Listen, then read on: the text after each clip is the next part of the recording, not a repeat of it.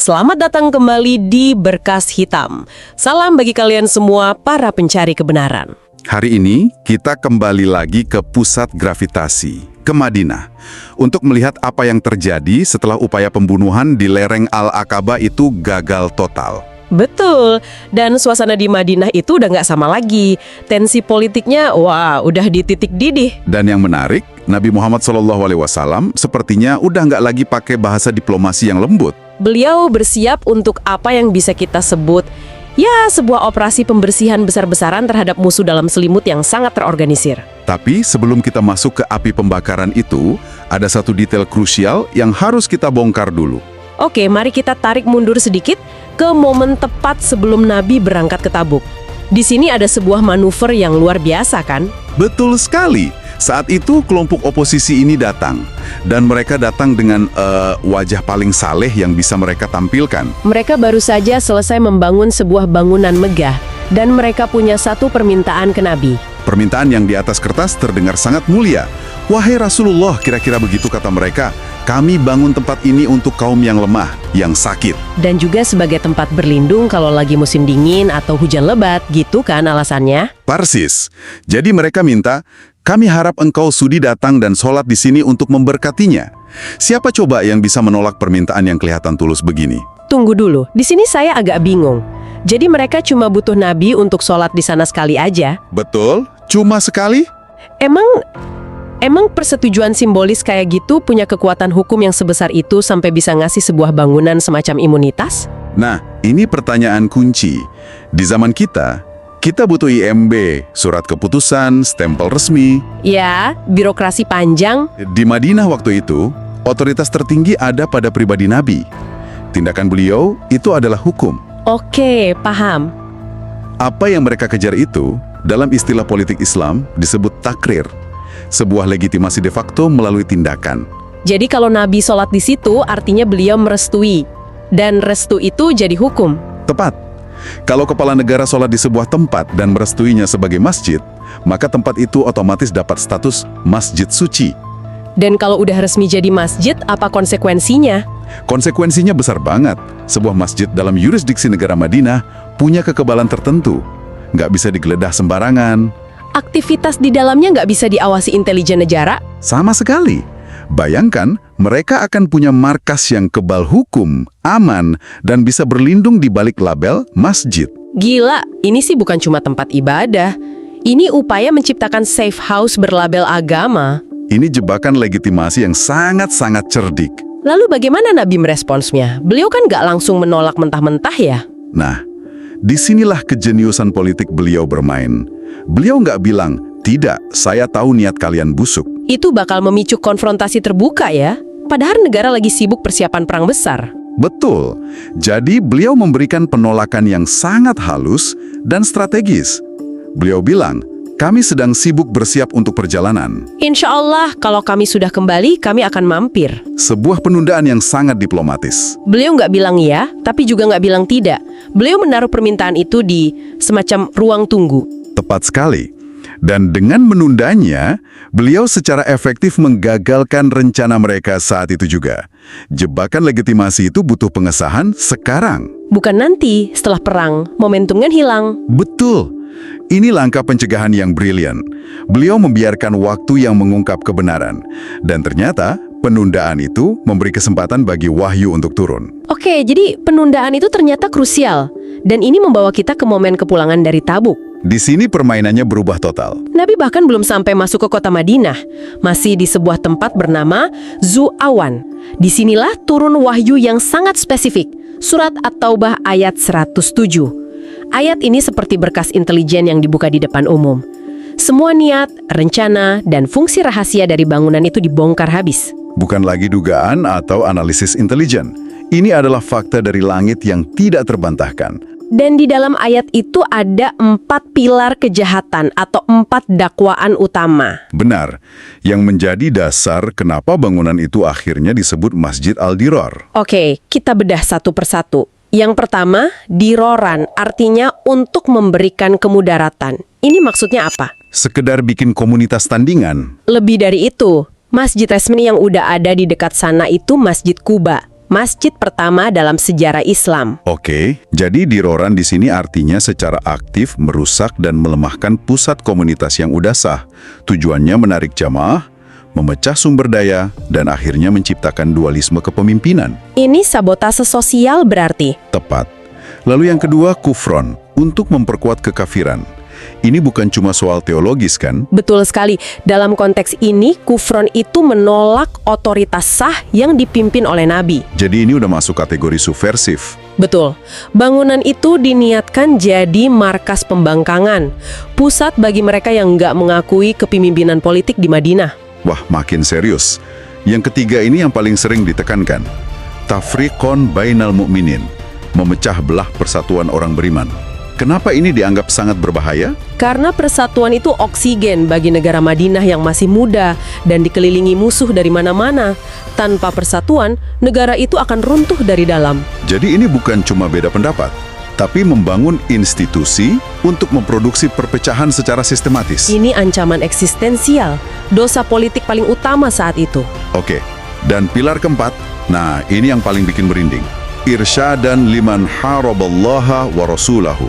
Pos pengintaian untuk musuh negara. Ini dia intinya. Ini yang mengubah status mereka dari sekedar kelompok oposisi menjadi kelompok makar. Musuh luar yang dimaksud ini siapa? Seorang pengkhianat bernama Abu Amir Ar-Rahib.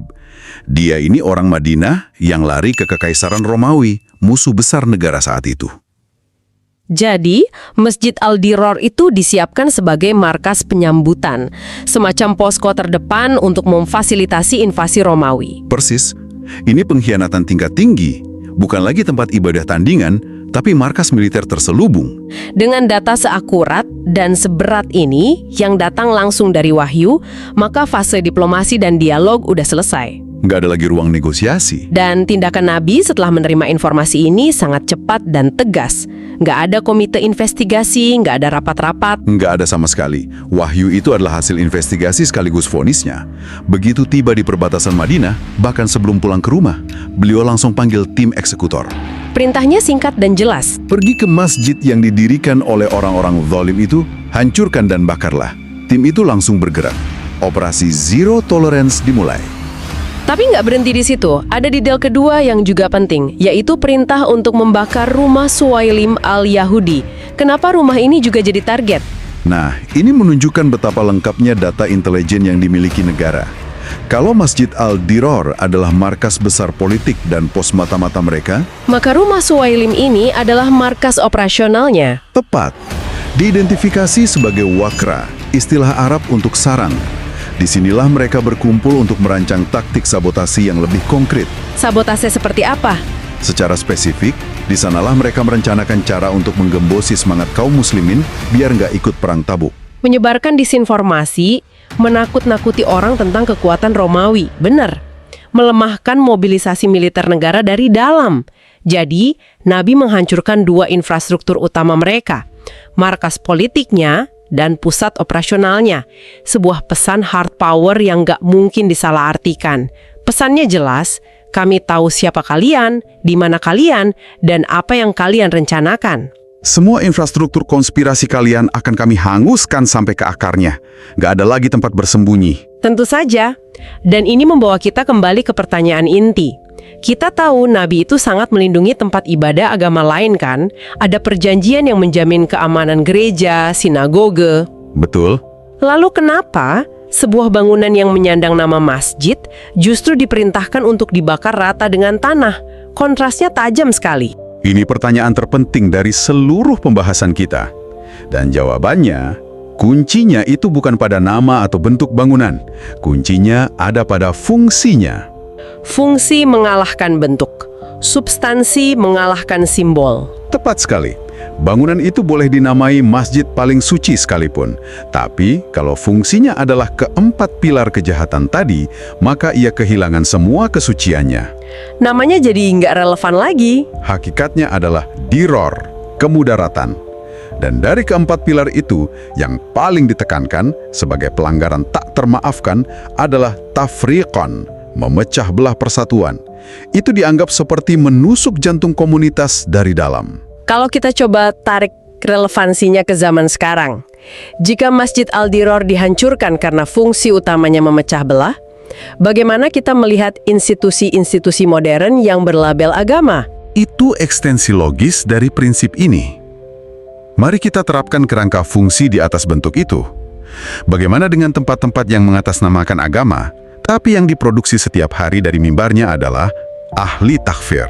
Orang-orang yang begitu mudahnya mengkafirkan sesama muslim hanya karena beda cara ibadah sedikit. Atau tempat-tempat yang menyemai kebencian dan kecurigaan terhadap kelompok muslim lainnya, yang secara fungsional membangun tembok-tembok pemisah di dalam komunitas. Atau institusi yang hanya peduli pada kepentingan duniawi kelompoknya sendiri, bahkan kalau harus mengorbankan kepentingan umat yang lebih besar. Persis.